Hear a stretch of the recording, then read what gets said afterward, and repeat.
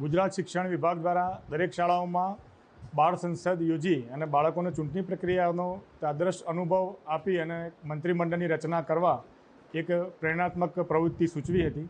એ અનુસંધાને કેશરપુરા પ્રાથમિક શાળા દર વર્ષે લોકશાહી પ્રક્રિયાથી બાળકોમાં લોકશાહીનું ગુણ વિકસે અને સાચી પ્રક્રિયા સમજે એ હેતુથી છેલ્લા 4 દિવસથી ચૂંટણી પ્રક્રિયા સમગ્ર ફોર્મ ભરવાથી લઈ ફોર્મ પરત ખેંચવું, ફોર્મ ચકાસણી, ઉમેદવારી પ્રચાર કરવો, બાળકોએ રાત્રે પણ બાળકોના ઘરે જઈ અને પ્રચાર સુધી વ્યવસ્થા કરી, આચારસંહિતા લગાવી, કયા કયા પ્રકારના નિયમો હોય એ બધી જ જાણકારી સાથે આજે મોબાઈલની અંદર એપ્લિકેશન દ્વારા ઈવીએમ મશીન અને બેલેટ મશીન ડાઉનલોડ કરી અને ઇલેક્ટ્રોનિક સાધનો દ્વારા આ ચૂંટણી પ્રક્રિયા પ્રથમવાર કરવામાં આવી શાળામાં, જેમાં બાળકોએ ખૂબ ઉત્સાહથી ભાગ લીધો।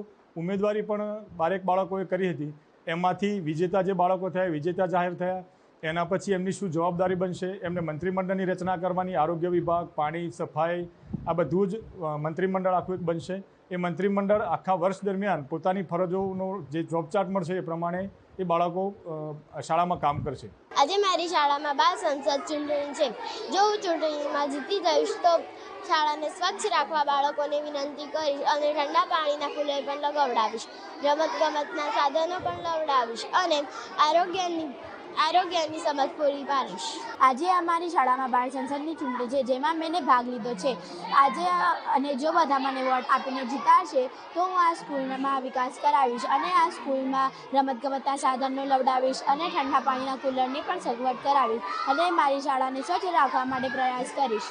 કેશરપુરા પ્રાથમિક શાળામાં આમ તો શાળા એસઓઈ શાળા પણ છે, શ્રેષ્ઠ શાળા પણ છે, ગ્રીન શાળા પણ છે અને નમૂનેદાર શાળા કહી શકાય એ પ્રકારની પણ શાળા છે। પરંતુ પીએમ શ્રી અંતર્ગત આજે બાળ સંસદની ચૂંટણી હતી અને બાળ સંસદની ચૂંટણીમાં 6 થી 8ના વિદ્યાર્થીઓ સામાજિક વિજ્ઞાન વિષય જે છે એ વિષયમાં ભારતની લોકશાહી અને લોકશાહીની પ્રણાલિકા અને ઇલેક્શન એના સંદર્ભની પણ કેટલીક વાતો પાઠ્યપુસ્તકમાં આવેલી જ છે।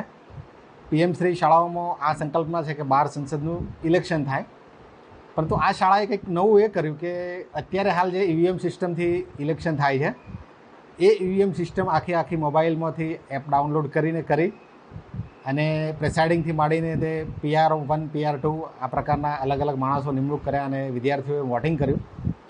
પરંતુ આ મતદાનની આખી જાગૃતિ માટેનો જે સરકારશ્રીનો પ્રયત્ન છે અને વિદ્યાર્થીઓ ભવિષ્યના નાગરિક છે તો એને પણ આખી સંકલ્પના ચૂંટણીની ખબર પડે એ માટે સરસ શાળાએ પ્રયત્ન કર્યો છે।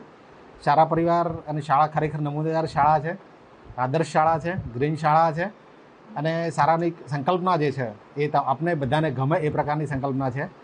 તો આખી પ્રક્રિયા જે છે પીએમ શ્રી શાળા અંતર્ગત બાળ સંસદની ચૂંટણી અને એ ચૂંટણીમાં જે આખી પ્રક્રિયા છે એના ભાગરૂપે અમે લોકો આજે શાળાની મુલાકાતે આવ્યા હતા। શાળા વટવૃક્ષ બને, શાળા વિકાસ કરે એ પ્રકારની શુભેચ્છાઓ આપીએ છીએ।